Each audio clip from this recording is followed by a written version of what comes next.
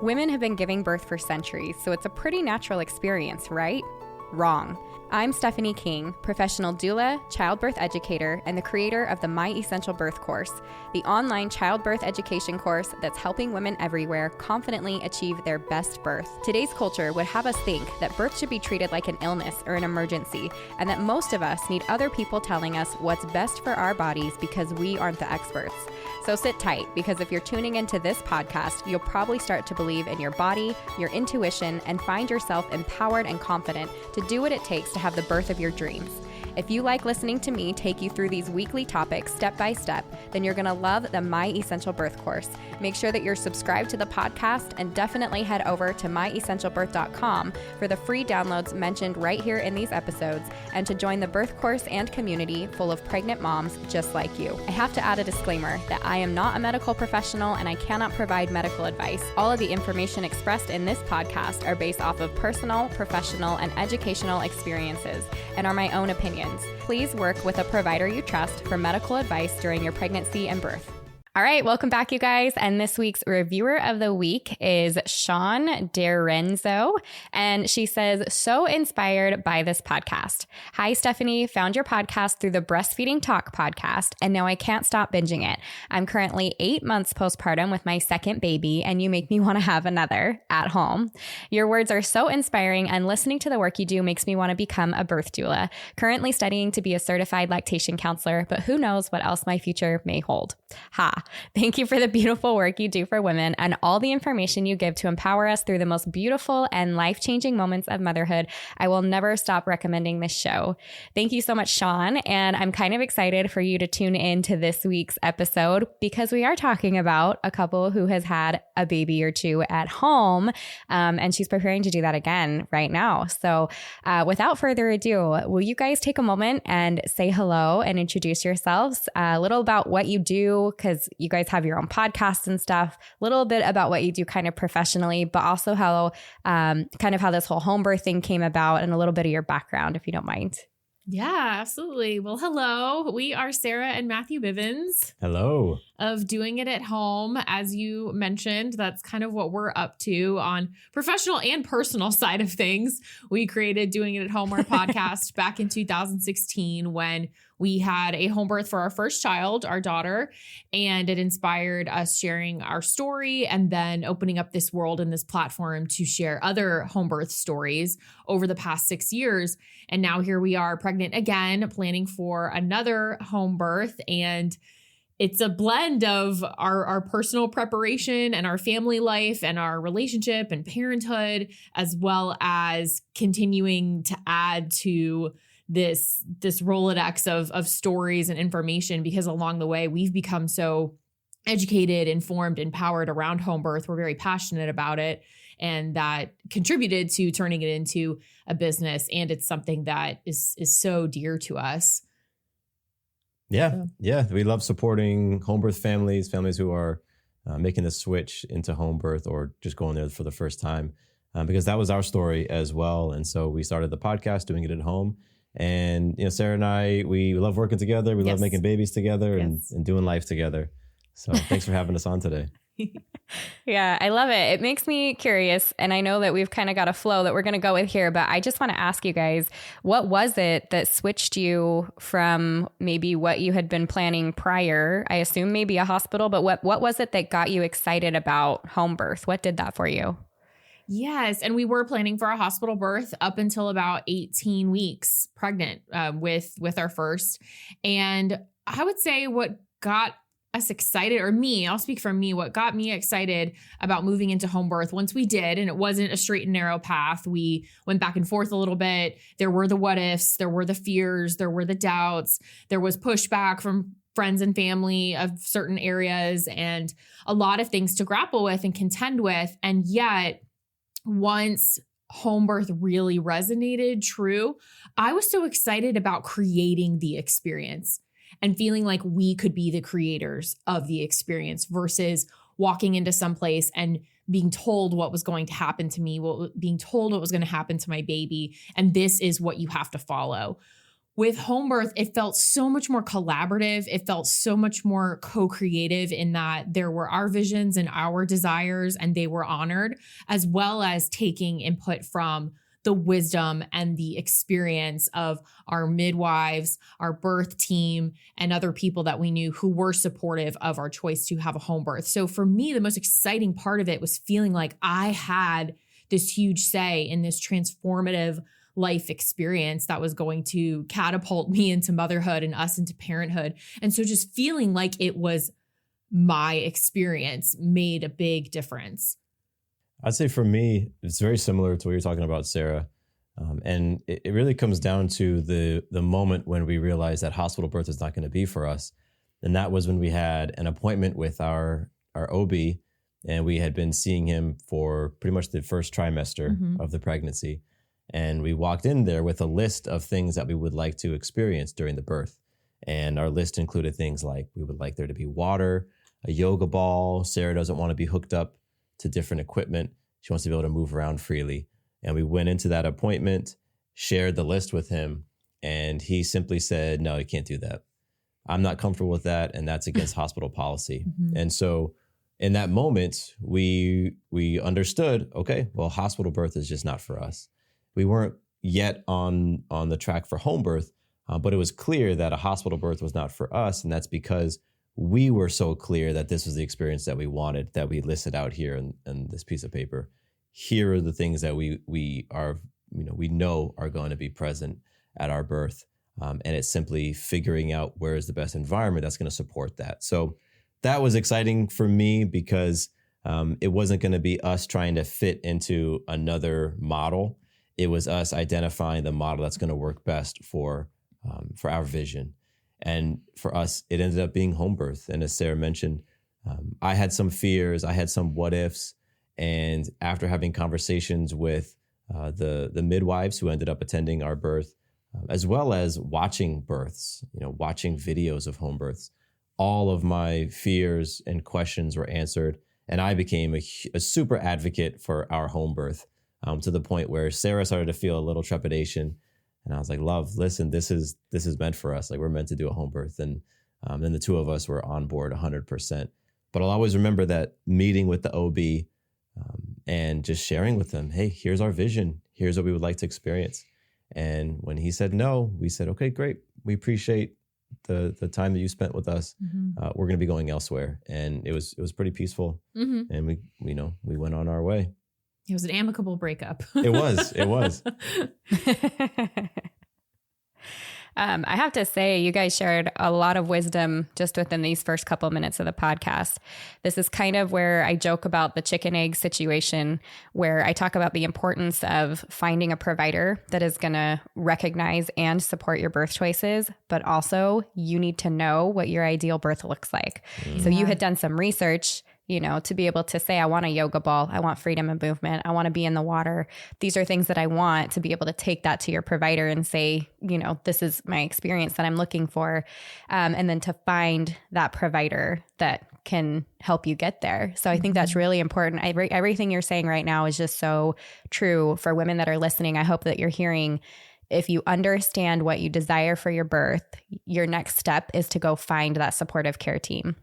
The other thing I love is the communication between the two of you, because when that is synced and you're there supporting each other, even as you were explaining, like Sarah's getting a little nervous as we're getting closer to the home birth actually happening and stuff, and being able to say like, no, like we've talked about this and it's made for us and we're going to do this. That's so huge. So I want to thank both of you for just being clear and supportive of each other and that situation, and being able to share that so clearly with my listeners, because I know women are going to take away exactly what they need from that.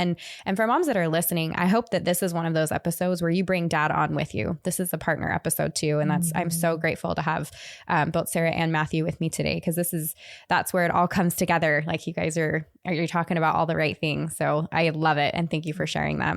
Yeah, absolutely. I'm curious a little bit about your pregnancy. So did you have anything that kind of made it difficult or challenging in any way to be able to stay at home? Did you have anything like a GBS, or did you not choose to do the GPS? Did you have like a gestational diabetes thing? Were you high risk in any way? Was it a pretty low key pregnancy? What did that look like for you moving from hospital to home birth as far as like how your pregnancy was going?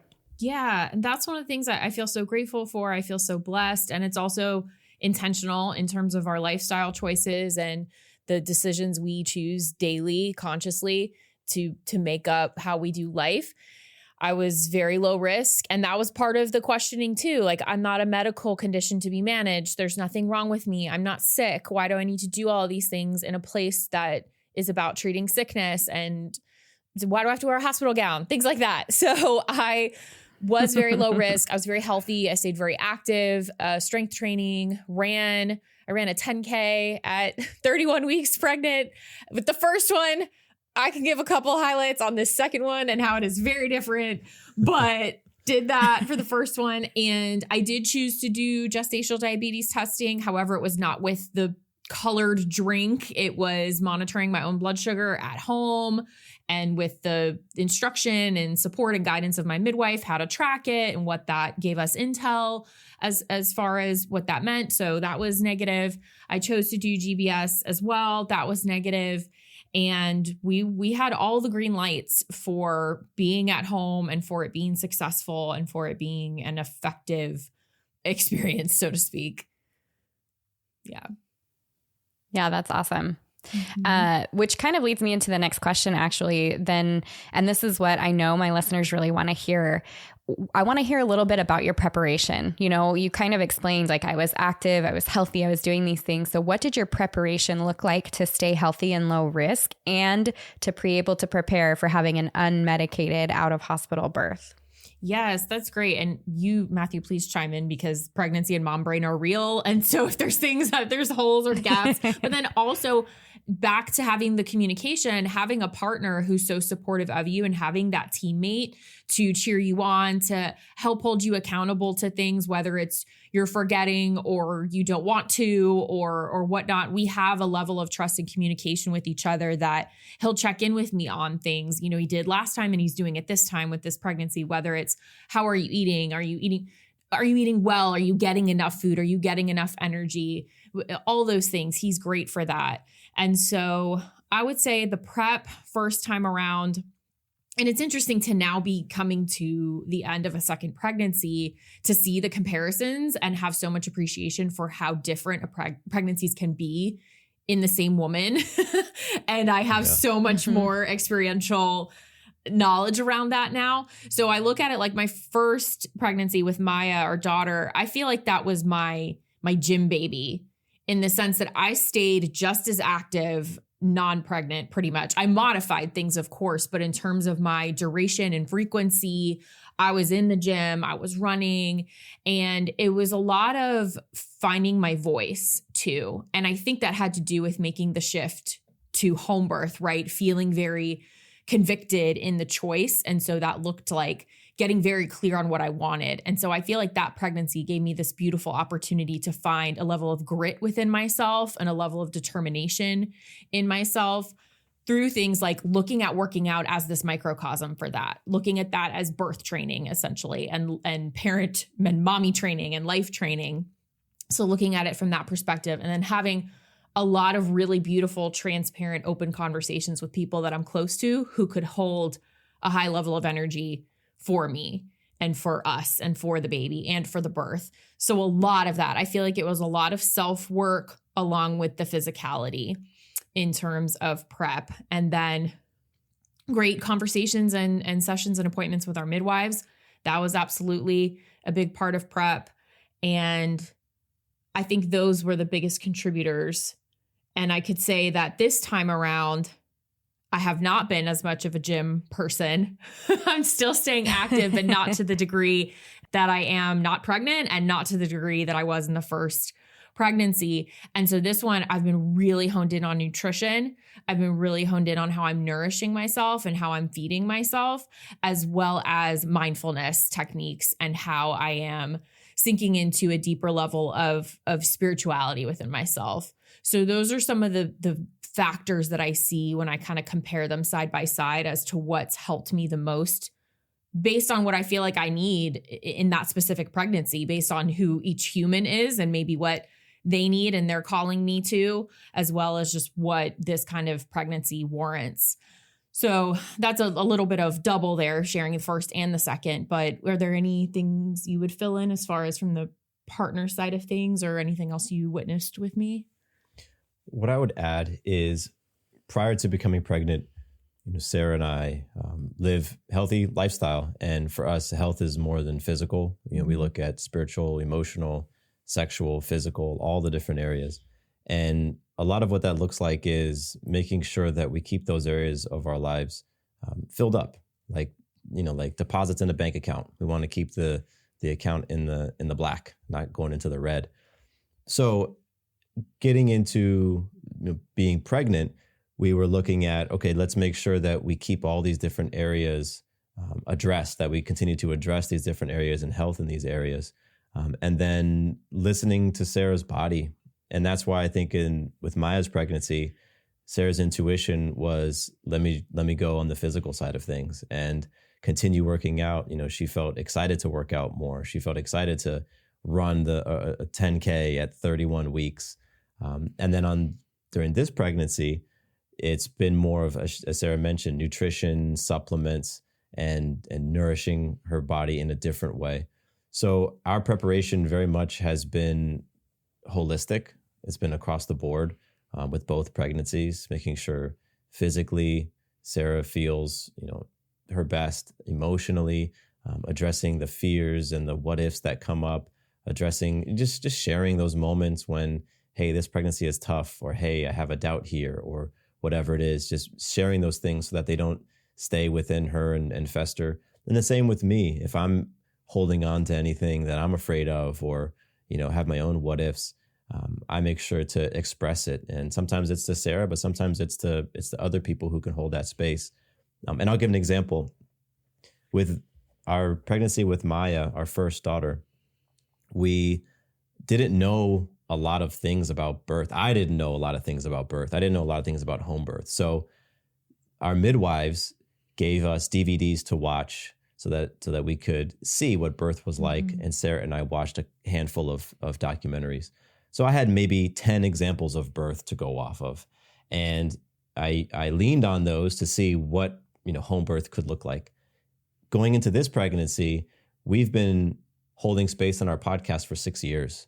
And over that 6 years, we've interviewed 350 potential maybe people and have heard their stories. So going into this pregnancy, I have heard a lot more. I've heard a lot of examples of things that went great and things that didn't go the way mom and dad wanted them to. So I just had more information now. And I found that it was having an impact on me. Like, I was thinking more of the what ifs. I was thinking more of my own fears. And so I reached out to people that I'm close with, people who could hold space, and I just shared. I shared with them similar to as I'm sharing right now.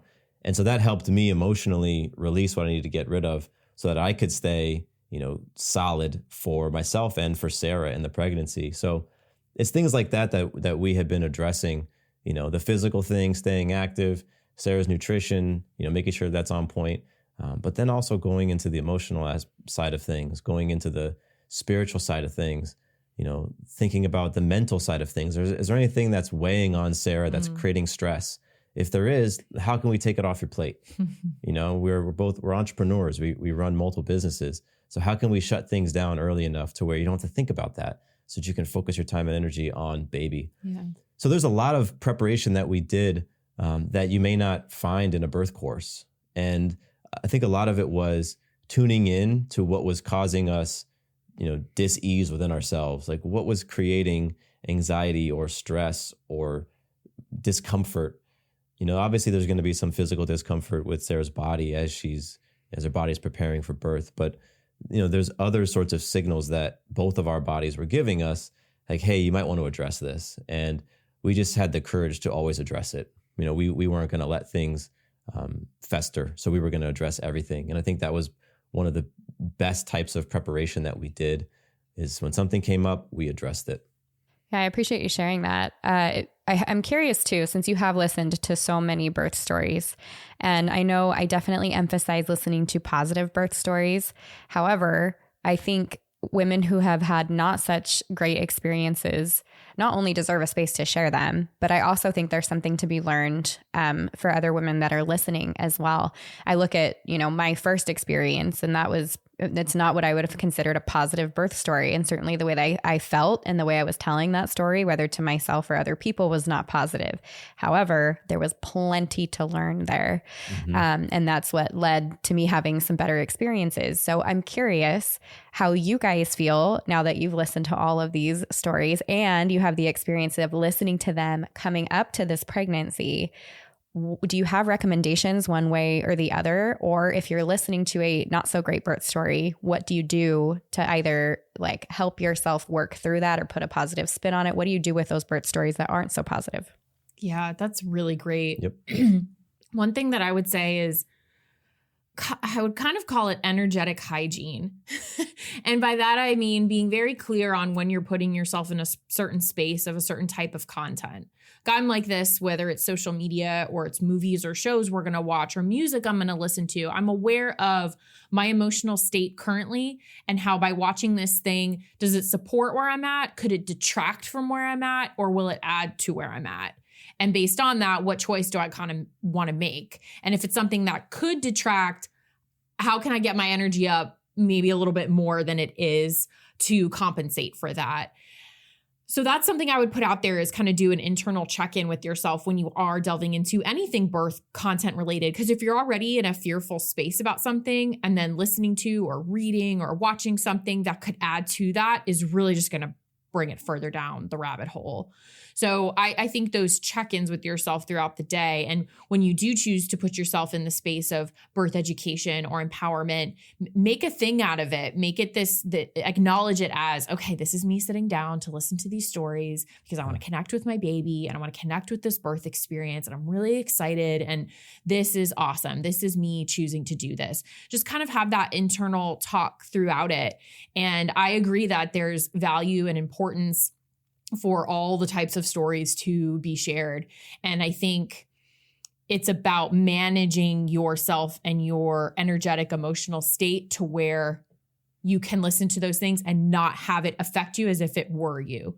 Like you can hear it, you can take some of the factors from it, you can almost sift out the high intense emotionality of it and see where the red flags are potentially, or see where the things that you could avoid or things that you could talk to your midwife or care provider about because you heard that thing now, versus wearing it on and being very spongy emotionally and energetically. Cause I'm kind of empathic in that way too. So if I, again, depending on where I'm at, if I go into a certain type of content, I can absorb that. And so I think it's just being mindful of that as well. And if that's a little too risky for you, then I would avoid those things, particularly in pregnancy. I would just avoid them. And if there's things that you need to talk out or work out as far as the what ifs or the things that you've learned about, bring that to your care provider, possibly to some other sort of mental health care that you could also have to support you going into pregnancy and birth. But I believe it's absolutely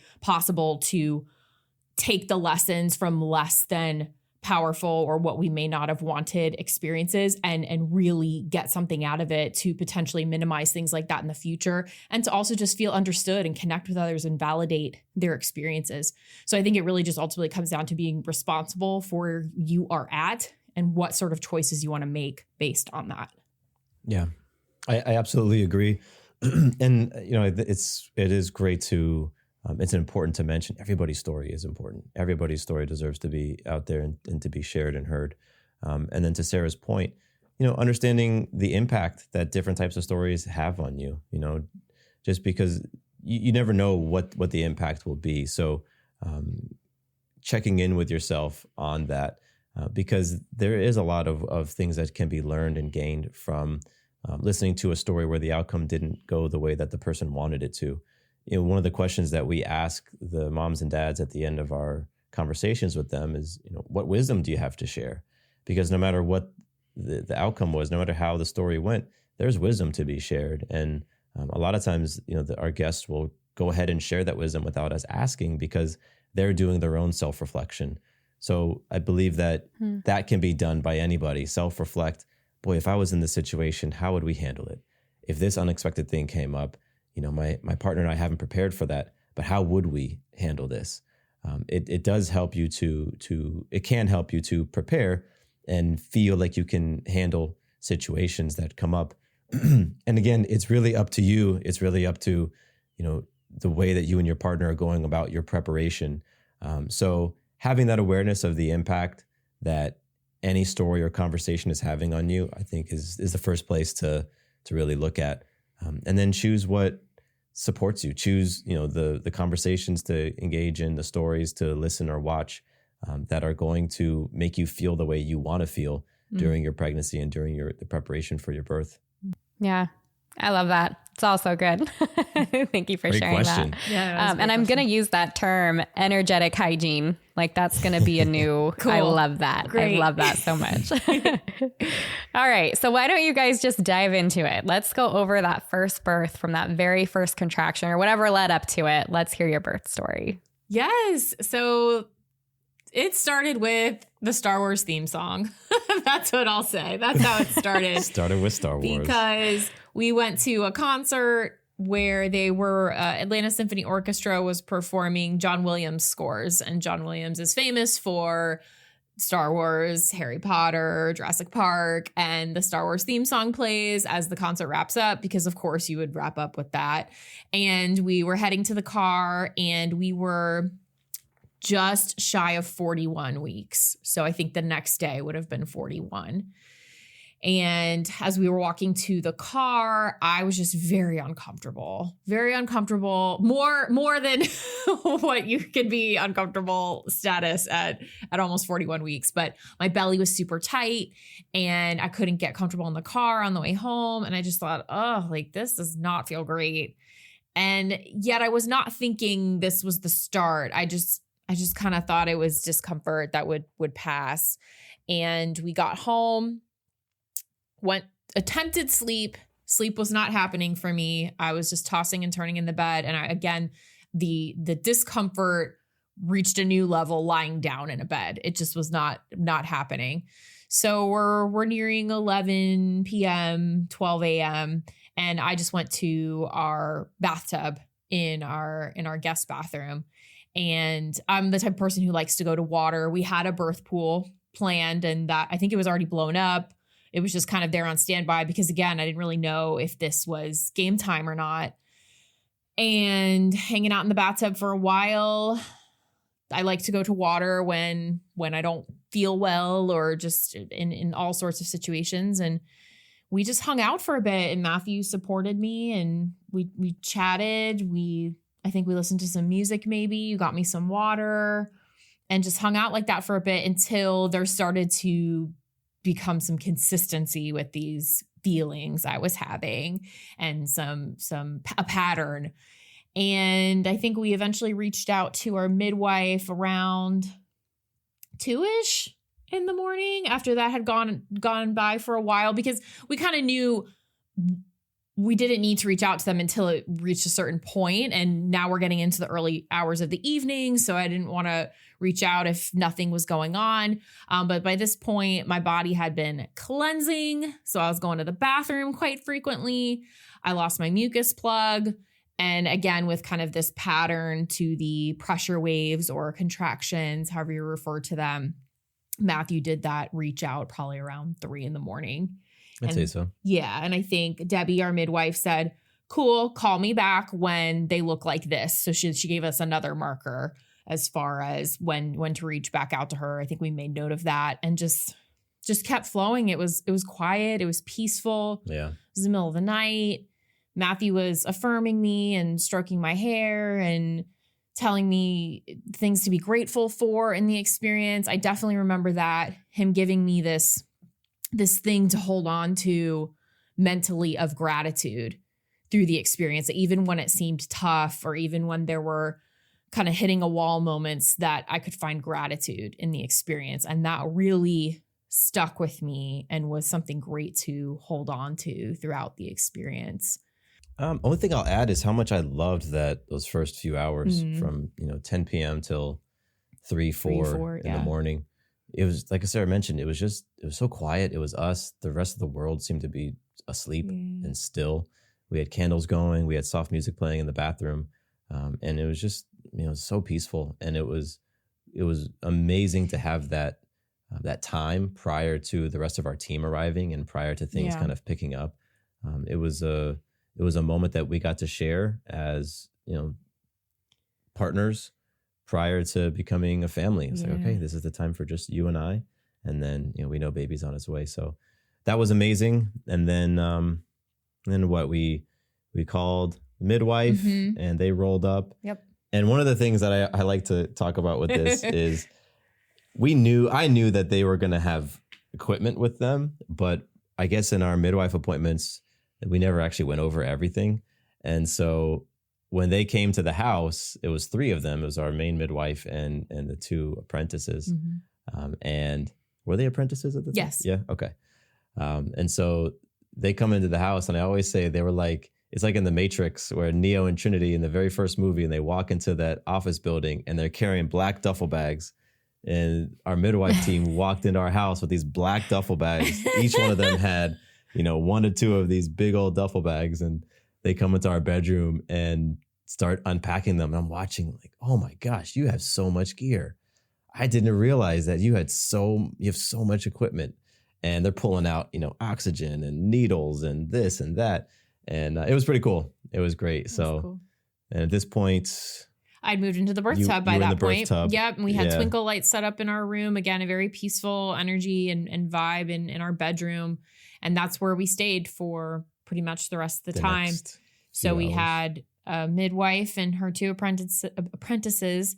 And then over the course of the next couple hours in order, I can't remember, the rest of our birth team assembled and came. And our birth team looked like a collection of blood and chosen family that were there to support and hold space, and each had a very specific role, and each were very supportive of our choice to have a home birth. They had all witnessed birth or experienced birth, and that was important to us. And so we had a stacked team for sure. So Matthew's mother was there, and then 2 couples, so 4 other people were there, and so that made for a big crowd. And we have a small master. Yes, we do. And one of the things that was important for us is we wanted anybody who was there, we wanted them to have a role. Yeah. And so, one person was in charge of food, one person was in charge of taking care of our dogs.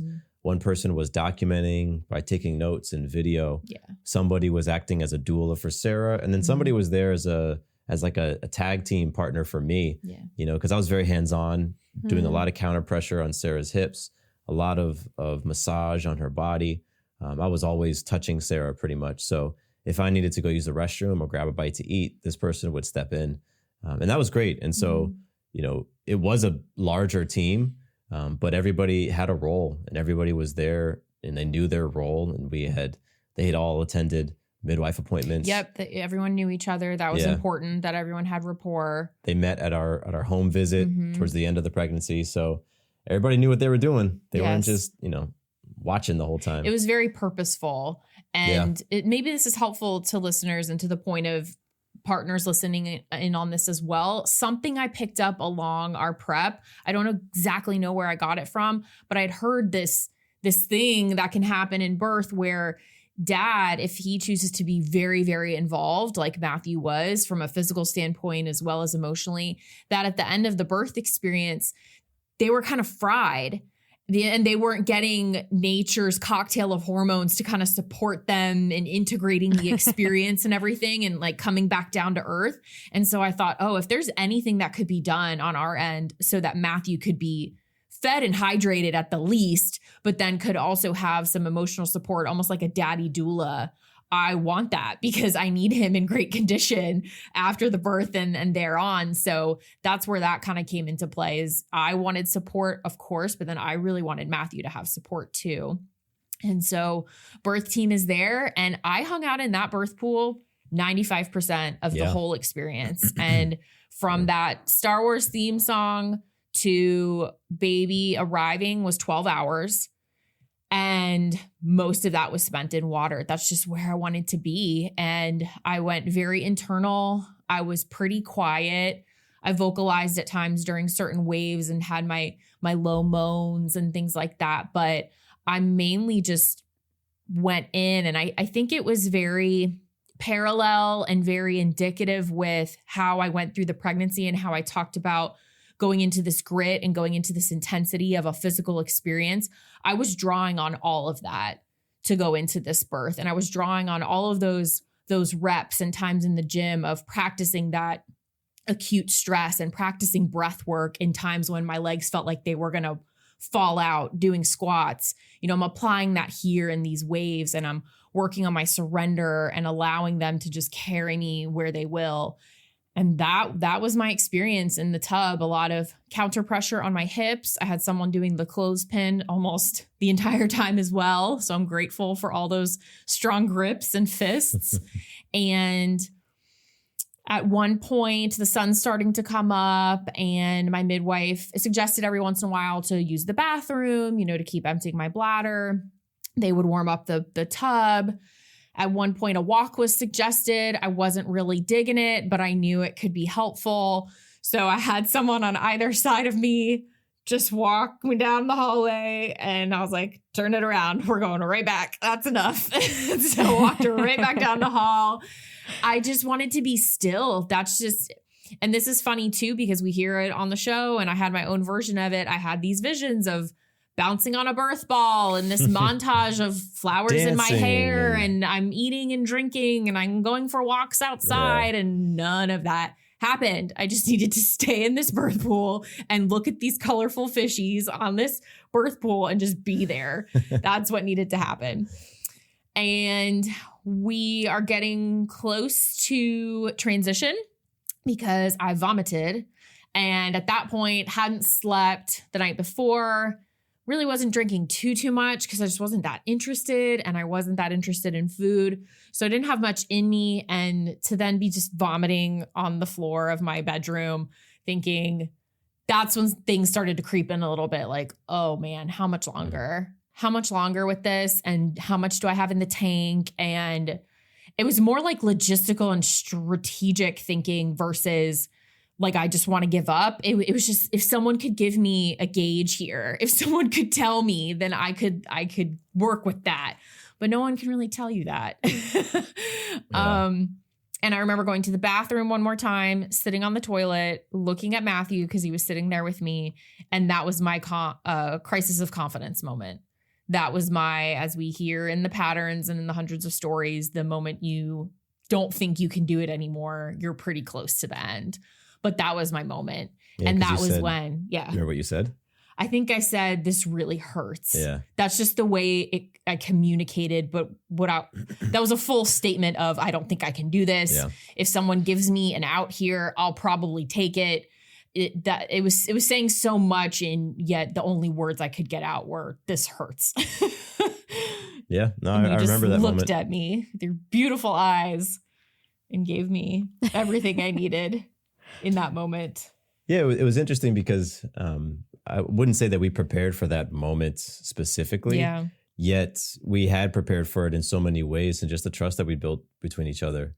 I knew what Sarah's vision was. I knew what she wanted. Excuse me. I knew what she wanted to experience. She wanted to have this home birth.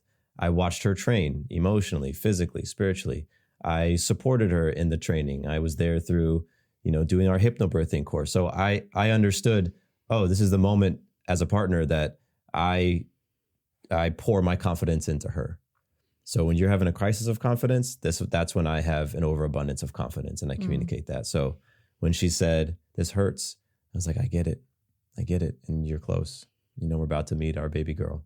And, just held so strong, so rock solid that she is able to waver in that moment and not see any fear in my eyes. Like, oh man, maybe we should pull the plug. Maybe we should call. That wouldn't have helped. Yeah, because that would have created a whole cascade. But I never felt that way because of all the prep that I did. It was like, cool, I hear you, love. Yeah. I get it hurts, and you're doing it. Yeah. And so then you move through that, and that was shortly after was pushing, right? We came out, went to the birthing stool because my midwife said, why don't you just try sitting here for a few minutes and seeing how that feels? And I was open to that. And there we are sitting on the birthing stool. And she says, do you mind? Do you want me to check you? Or it was something, there was an ask, there was a consent. And I was like, yeah, sure. Let's see what's going on. And that's when my waters broke. And I felt some of the pushy sensation, but I'd never felt it before. And I'd never used these muscles before to do this very specific thing. So I appreciate my midwife in that she gave me some assistance with that and kind of walked me through it and helped me feel some of the musculature down there and gave me that guidance and gave me that confidence to feel like, oh, okay, I can do this. And a couple of practice pushes, if you will, and something locked in. And I thought, oh, I can do this. Yeah, if I could do the past 12 hours of having these waves rock me around, now I feel like I have some grounding, I have some footing, I have gravity working with me. I can get into a bit more of an athletic, active mode. Something just clicked. And I just thought, let's do this. Let's bring this baby. I'm ready. And I wouldn't know until later that she wasn't engaged into the pelvis yet. Even at that point, she was still at a -2 floating. And I was determined. I think she was determined. And 45 minutes later, she came out and was placed on my chest. And that moment was quite surreal, as I'm sure many who have had it can relate. And very quickly, but very deliberately and very calmly, my midwife noticed I was bleeding more than she would like to see. And so she just said, everyone out of the way. We're getting Sarah to the bed. We shuffled me and baby over to the bed, and they just shot me with some Pitocin right in my thigh, and all was well. And from that point on, we got to stay snuggled up in our bed, and Matthew was there with us and birthed the placenta easily, thankfully. And we all sang her happy birthday. Matthew cut the cord. I had some minor tearing and I was stitched up right there in my bed. I got to shower in my own bathroom, eat my own food, be in my own bed. And that was where I thought, oh, this is the way to do it. Like, to be in my bed, in my house. This is how it should go if you want it to. And that's a synopsis of the birth. I want to add something real quick on the pushing phase. So Sarah was sitting on the birth stool, and I was sitting on a yoga ball behind her, and I had my arms sort of positioned around Sarah's shoulders, so that she could lean into the push, and I would brace her. And it was incredible to experience the strength that a woman has when she's pushing out a baby. I was so tired, and all I was doing was bracing. You know, I sat there the whole time just holding on and bracing. And every time you would push, love, like my whole body would lock up trying to hold you back. And I just remember my biceps being on fire, my back being on fire. I believe it. But to experience that amount of strength, like female queen goddess strength, was life-changing for me. I mean, I had an idea of how strong women were before that, but to physically experience that was humbling and awesome, you know, in every sense of the word. It was awesome. And Sarah pushed, you know, so courageously pushed our baby girl out, and our midwife caught her. And it was so cool to see the faces, because I'm sitting behind Sarah. So what I see in front of me is a midwife, the support team, a couple folks filming. And so when baby comes out, you know, I could see baby, but I can also see the faces of everybody else, and to see the faces that they made when my daughter came out was incredible. And then when they moved Sarah over to the bed, that's when our midwife said, "Okay, I would like everybody to move." When Sarah stood up, I saw the blood hit the floor, so it did trigger within me a thing of, oh, blood, bad, you know. And what followed after that was just like a paternal instinct to almost shield Sarah from what they were doing when they were tending to Sarah and the bleeding, and put my body in between Sarah and the midwives so that Sarah could focus on the baby. And so they moved Sarah to the bed. You know, she has baby Maya on her chest. And, you know, my whole focus right then was, let's just focus on this baby. Yeah. Let's look at what you did. Look at what you did. In the back of my mind, I'm wondering, okay, how how intense is the bleeding? Like, what's going on? Are they going to be able to take care of everything? And they did. And so for me, when we got the sort of the thumbs up that everything was cool, it allowed me to really just sink into this moment of, oh my gosh, we're parents now. and I remember after we got that thumbs up and everything was great, I just stood up and I hugged everyone in that room and just cried on their shoulder, just thanking them. Like, thank you for being here and holding space for the way that you did. And then, as Sarah mentioned, it was so amazing to be at home and do everything in our bedroom. Sarah got to lay in bed and we did the little, what are they called? The tests? APGAR? Yeah, all the, weigh the baby. Yeah, Baby goes for a little ride in the little stork. And, just hearing the chit chat of conversation around the room, it's like this happy moment of everybody talking about different things. So it was incredible. It was beautiful. Well, thank you both for coming on this show today, for sharing with so much vulnerability and clarity for the women that are listening and preparing for their own births. I'm grateful for you guys and for your story and for the work that you're doing. For those that are listening, if you're looking to connect with Sarah and Matthew on their podcast or get in touch with them in any way, I'm going to include all the links in the show notes for you guys, so you can just click right over to their information. But thank you again so much for your time today. Thank you. Thank you so much, Stephanie. That's it for this week, but make sure you subscribe to the podcast so that you get notifications first as I drop a new episode every week. And don't forget to head over to myessentialbirth.com for all of the free downloads mentioned here and to join the birth course and community serving pregnant moms just like you. If you enjoyed this and other episodes, I would love it if you would take a few minutes to leave a review on Apple Podcasts. I read every single one and include one at the beginning of each episode. See you next week.